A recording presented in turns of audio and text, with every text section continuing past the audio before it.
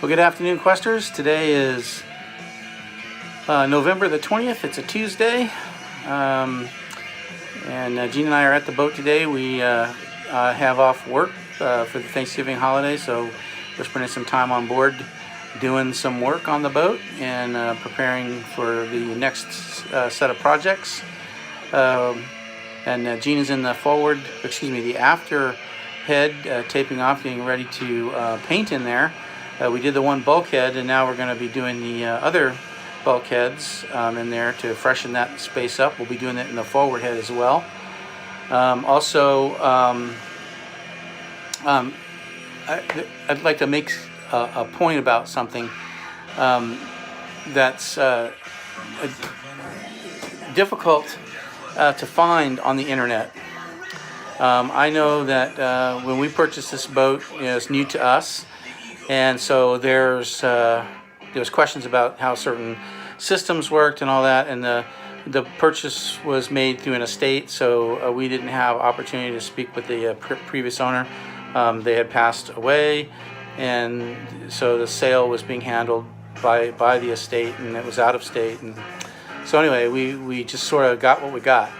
Of course, we did a survey, we did all that, but there's still lots of unanswered questions, and one of them was how the heads are configured and how the tanks are set up.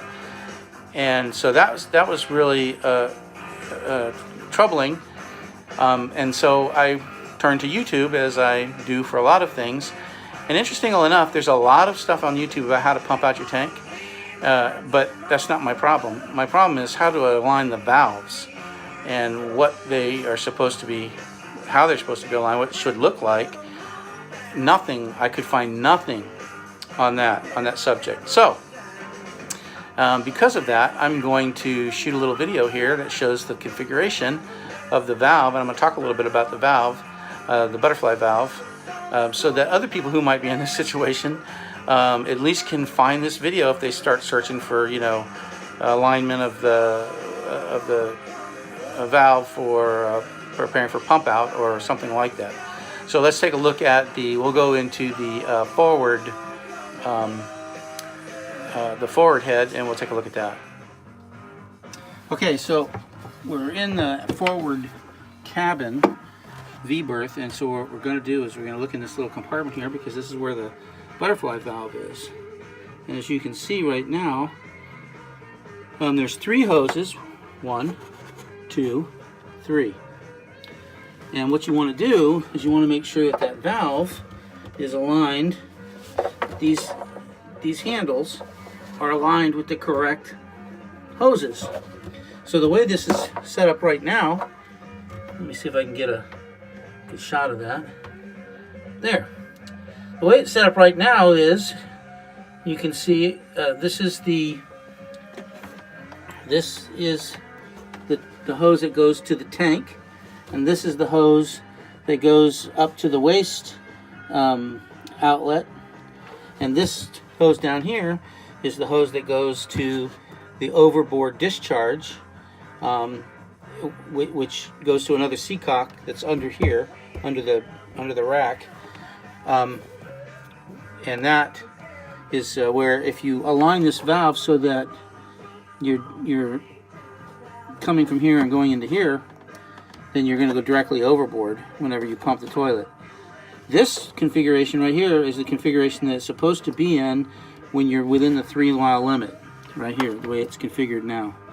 And that's to prevent you from discharging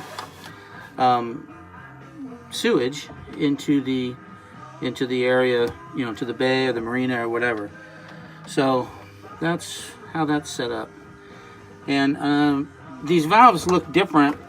They can be like this, or they can be a little different, but they're basically the same. They have arms, kind of like butterfly arms, and those are what lines up with the various different hoses for various different things. So if I wanted to go to overboard, I would just flip this around so that the arm would face down here, and then it would be ready to go overboard. So anyway, that's the name of that tune. So like I was saying, I couldn't find anything anywhere to show me how that was aligned. I mean, I even looked at maintenance books and whatnot, and they just don't talk about the alignment. You know, and it's a simple thing, but you know, you just want to make sure you're doing it right. Especially, you know, if you're going to go to a pump out station or whatever, you want to pump your tank, you don't want it aligned wrong. You could damage components of your toilet, or you could make a mess, whatever, you know. I don't want the, you know, the poop geyser going on when I'm trying to pump out the tank. And so we're preparing for a pump out tomorrow. We're going to be pumped out tomorrow and back flushed and pumped out again to try to clear out that forward and this aft head, primarily the aft one, because we're going to be removing all those components, including the bladder back there, because we're not going to be using a marine head back there. We're going to be using a composting toilet. We are keeping the one up forward as a marine head, so we're going to make sure that one's good and cleaned out so that we can set that up. Of course, we'll be replacing the toilet up there because it's old and worn out and shot, but I don't want to take the toilet. I don't want to take the toilet out and start messing around with you know, disconnecting hoses and all that, as long as there's anything in that tank and it's not been cleaned. So that's why we're going to pump it out tomorrow, and then we can take it apart. Anyway, so that's the story with the configuration of the heads and how the valves are aligned for anyone that's wondering. And the way you pump the tanks out is up on deck. Up on deck there are these little openings. It says waste on them. It's got a little butterfly screw-on cap. It screws down into the opening. What you do is you unscrew that and you put the suction hose. It's a vacuum system, really. You stick it in there and it pressurizes, or causes a vacuum to be, takes a vacuum on the hose and sucks out whatever's in the tank, provided that you have everything lined up right and everything's good. So that's what's going to be happening tomorrow. We have an aft tank and we have a forward tank, so we got to pump them both out and then have them back flushed and pump them out again. So should be good. Hopefully we'll get it all clean. Okay, Questers. Here is something you never want to come home to. You get down here and find, I don't know if you can see that. Yeah, I can't see it very well. But there's liquid down there. You can see those two float switches. And there's some liquid down there. And if the light would do it justice, you would notice that it is a bright fluorescent green color. And green is not good. Okay, camera's not focusing. I don't know why. Anyway, can't see it. You can see some of the liquid, I guess, but you can't see what it is, what color it is. Anyway, you have to take my word for it. It's green. You don't want to find that. That's not what you want to see when you come home. That's a bad thing. It means that you've got a coolant leak somewhere on the engine. Now what's interesting is that we have been, I don't know, we've had a new expansion tank put on the engine, on the top of the engine. That expansion tank, we had that work done months ago. New hoses, etc. We've done a lot of work on the engine. New expansion tank, refurbished heat exchanger, new impellers, new hoses, new starter, I mean just on and on. Exhaust elbow, I mean on and on and on. We've done a tremendous amount of work to the engine. And we've never had a leak. So, I don't know. So I come back to the boat the other day and I just happened to glance in the bills. I always check the bills for water. And look in there and I'm like, what's all this green stuff? And I start looking at that and I'm like, oh no, that looks like coolant. So I take the lid off the expansion tank, stick my finger in there, and it's a bone dry. There ain't nothing in there. I'm like, oh great. So I start looking around and I can't for the life of me figure out where it's leaking from. Now my assumption is, since we had work done, we had some hoses changed, and in particular we had the expansion tank, it's a new expansion tank, we had it placed, and we had to have new hoses put on. There's two hoses that come out of the expansion tank, one on top of the other, and then they go down into the engine block for cooling. So I'm thinking, okay, so I'm looking at that, and I noticed that there's a little bit of moisture a little wet spot on top of the bottom hose. And so I'm thinking, well, maybe the top hose was leaking. But I'm like, why now suddenly is it starting to leak? But then it didn't and it dawned on me later that we've had a significant change in temperature here. When the work was done, it was very hot, and it's now gotten quite cool. And in fact, at night it's going down close to freezing, and so that's causing the metal to contract. And when it does, it loosens up the hose, and guess what? We get a leak. I think.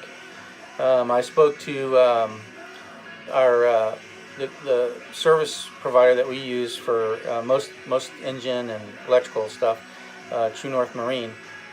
I spoke to their rep on the phone, and they confirmed that that's more than likely what the issue is. That that's not uncommon at all. Once if you've done like new hoses. So anyway, they're coming out to troubleshoot. So what they'll do is they'll pressurize the whole system, and then they'll look for leaks, and then they'll do whatever they have to do to fix the leaks.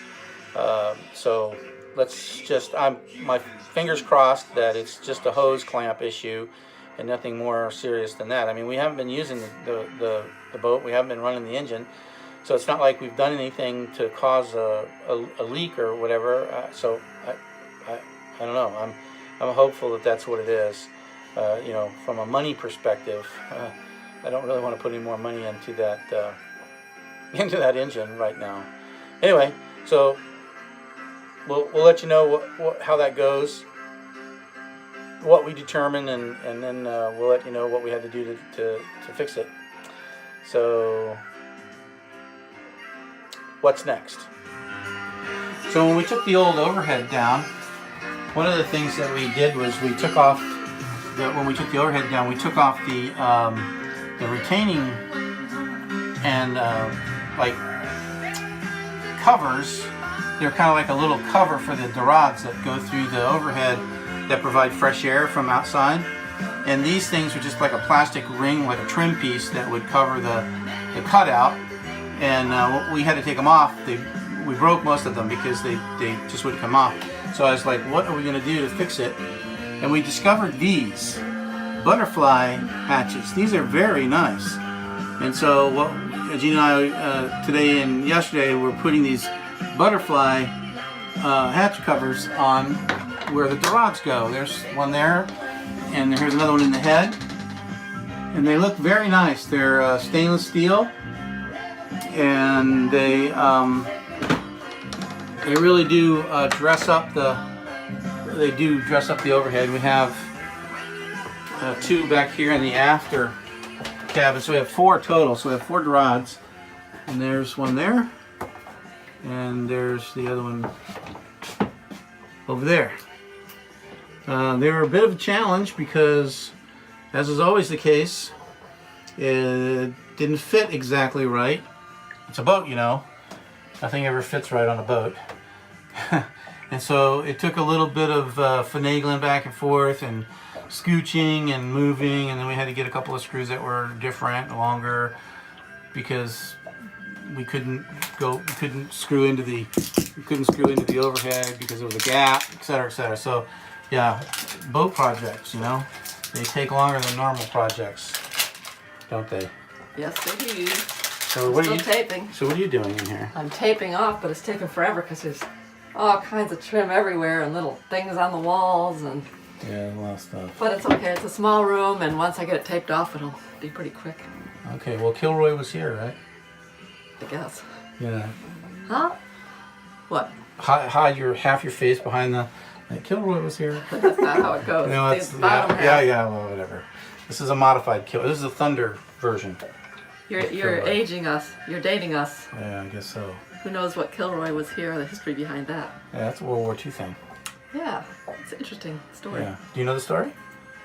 Yeah, but I don't know the details. Okay, relay the story. It just seemed to be this little drawing that would pop up, a little cartoon of like a line with a little guy's nose and eyes, like half a face. Was it a helmet? And you had a helmet on. Oh, I didn't know about that. It said Kilroy was here, and it would just show up in various places, like overseas and all around the war zone. Places, and nobody knew like who was drawing them or Yeah. It's just showed up everywhere. So if anybody knows the story of Kilroy and wants to provide some more details, please feel free in the comments to tell us all about the Kilroy story. If anybody knows. I like history. In the interim, we'll look up the details, and the next time around, we'll fill everybody in if we don't get. If you remember, because you know we always. Well, yeah, I'll try to remember. Okay. All right. See you later. Anyway, bye, hon. Bye.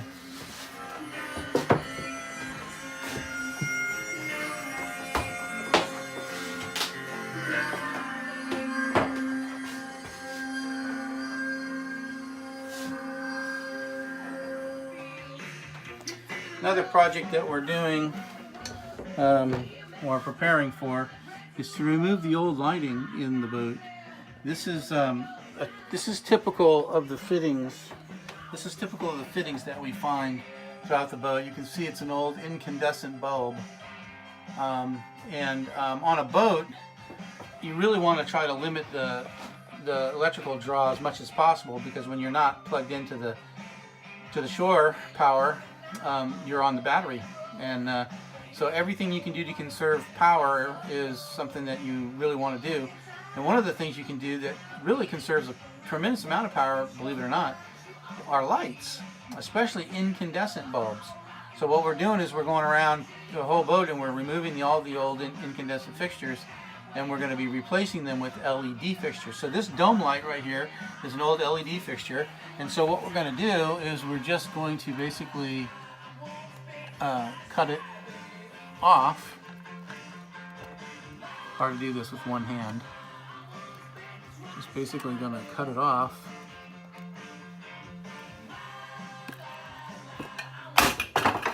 Like that. There it is. And replace it by... Okay, so this pump right here that you see, this is the shower sump pump. It pumps out the shower pan. This is like the sump where the gray water collects when you're taking a shower or whatever. And then this pumps it overboard. This pump is no longer functioning, and it needs to be replaced. And this is part of the issue with working on stuff on a boat. As you can see, it's partially under the floor. I have access to this side of the pump through this opening here, but there are mounting positions in the back here. There's one there, and I'm assuming there's probably one on this side as well, over here. I don't know if I can. Yeah, there's one there too. So you can see me trying to get my hand in there to get to the back of that thing, to be able to disconnect this thing and remove it. So those of you who are like, why does it take so long to do stuff on the boat? Well, there you go. Just getting to the nut and unscrewing it and removing the pump to be able to put the new one in is gonna be, you know, it's gonna take 3 times longer than it would for any other kind of thing, because you don't have to, you know, you don't have the issue of trying to reach the thing. So that's a real pain in the neck. I could probably try to go from this side of the opening. Maybe I can get my arm around to that back side over there, but I'll have to take those hoses off first. Anyway, that needs to happen. Of course, then, you know, we'll need to do the electrical on it so that it's hooked up. And the electrical is up here, up in this part up here. And of course, there's no room to move in there. Oh boy, just never ends.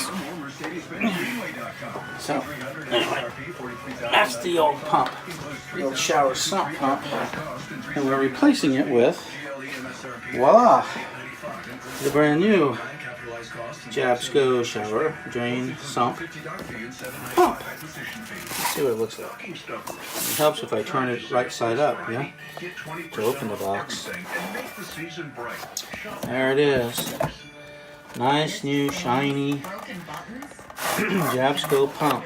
If you're tired of the typical dry cleaning experience, Just like the one that's down there.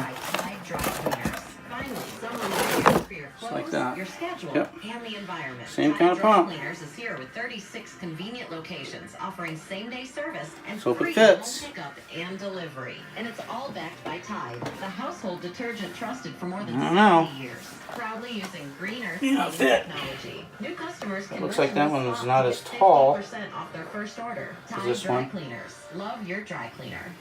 So Kroger can help make wellness happen your way.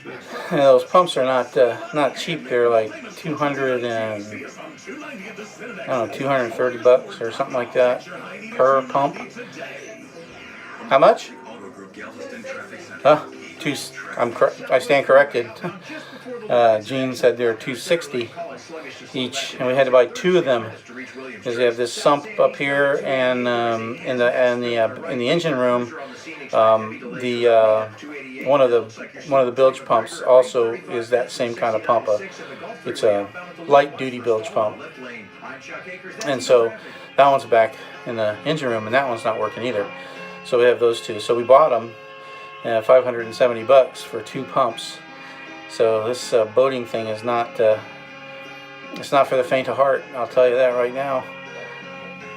But you know, gotta do what you gotta do, right? You don't want stinky shower water sloshing around in your bilge, and if you spring a little leak, well, the whole idea in a boat is to keep the water out, not in. So you want your bilge pumps to work too. So you gotta do what you gotta do. Okay, so what's the next major project? Well, you're looking at it. You can see the condition of this sole is pretty bad. You see the dark areas around the securing points for the table, and just the general poor condition, water damage that was allowed to just eat away at the veneer. It's just so you can see these holes. You see all these holes. We've taken the screws out of all the screws, ones at least that I could find, and I took them out. So they're out. This section right here of the floor, moving forward from here into the forward cabin, we're not going to do anything to that because the floor is actually pretty good. In here, we're just going to sand it down, revarnish it, starting at about this line right here by my foot. So everything after this, in the main salon, you see where all these holes are. So we've taken all the screws off, all the way back. You can see how the floor, how bad it is right here. How dark it is. Stuff getting spilt on it and just not taken care of and damaged. Of course, this is the engine compartment over here. Part of the engine is underneath. Underneath this is the hot water heater and back into the engine. And that's access. Access there. And then on this side is the generator. In this compartment here, this whole thing. You see that? The whole thing underneath that is generator. That's one big generator, 4 kW generator. So it's a big generator. And anyway, so you can see the floor. So we again pulled all the screws, and then when you get back here, it gets really bad. You can see where water was leaking from this port light right here. And it just poured down out of this port light, went down behind this counter and this closet, came out underneath, rolled down onto the floor, and then just collected into this floor. And of course the floor got soaking wet, and it just never got attended to, and it began to rot. And this is what we're left with. So obviously this has got to come up. So back here in the aft cabin as well, since it's, you know, a big part of the aft cabin, and so it's dark. There's dark spots where oil has been spilt. Oh look, jeans tennis shoes. Oh. So anyway, so it would be nice if all we had to do is take the screws up and then lift the floor. But this is a boat. Nothing is ever that easy. So you see where this is the bench where the salon settee is, and you can see where it's sitting, where it meets the floor. Well, guess what? The floor was put in first, and the cabinetry, all the cabinetry, everything you see that's elevated, all of the cabinetry, there's the other settee on the other side, all of it, over here too, all built on top of the floor. So the only way we can get it out is we need to take a toe kick saw, a flush cut saw, and cut down flush with these cabinets and take out this, to get this floor out. Big job, lots of work. It's not going to be easy because probably going to have to do it two lifts. There's the first half inch is the teak and holly veneer plywood, and then the second lift will be the subfloor, which is the second half inch underneath. And so we'll have to get all that out, and then of course, then we've got to figure out how to get it back in here, and how to template it so that we can get it to fit, and everything lines up nice and straight. Because we're going to do teak and holly just like we have here, so we make sure all these lines and everything line up. So we're going to have to, I don't know, we're going to have to be really careful how we do this. Anyway, that's the next major project that we're prepping for. Should be fun to watch this one. Okay, Questers, that's it for this week. This is not the Saturday thing, so I don't know if I can call this. It's not it for this week because we'll probably have a Saturday video too. Or tomorrow even. No, tomorrow even. We have a Thanksgiving holiday, so we want to wish everybody out there in YouTube land a happy Thanksgiving. I hope you have an opportunity to spend it with your families and your friends, and or your significant other, and enjoy the holiday. Everyone has something to be thankful for, and so from the Crew of Thunder, we're wishing you and your families and friends the best of Thanksgiving as we get into the Christmas season, right? Yep. Yeah. And all of God's richest blessings. Ditto. So anyway, today we've done a few things around here. Gene mostly prepping for making that space back there in the forward space, the heads, nice. You know, we're going to paint those. It's going to really be nice in there. And then of course we were working on doing some engine work with this leak, this coolant leak. Don't know. Prepping the floor for removal.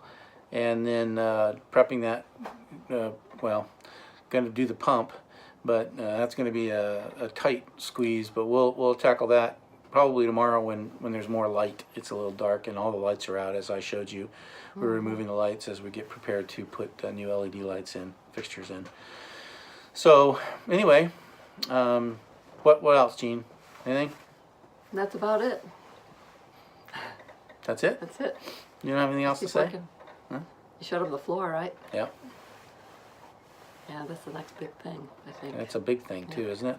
Get all cleaned out and figure out what's stinky and pump things out. Yeah, well, what's clean things stinky? out and I think that, yeah, we do have an odor in the boat, and I'm well, that's a whole nother I'm thinking it's episode. We've taken all the water out everywhere, and we still have a bit of that odor. I think it's in the floor. I think the floor just absorbed so much stuff over the years. And just stuff in the bills. And who knows what's underneath the floor in places that we can't access. You know, so once we get it all out and get a chance to really get under there and clean, I think we'll see a big improvement in smell. It's not anyway, terrible. So we were saying Happy Thanksgiving. Yes, we were. We digress. Well, from the Crew of Thunder, we're wishing you fair winds and following seas. All right. Bye.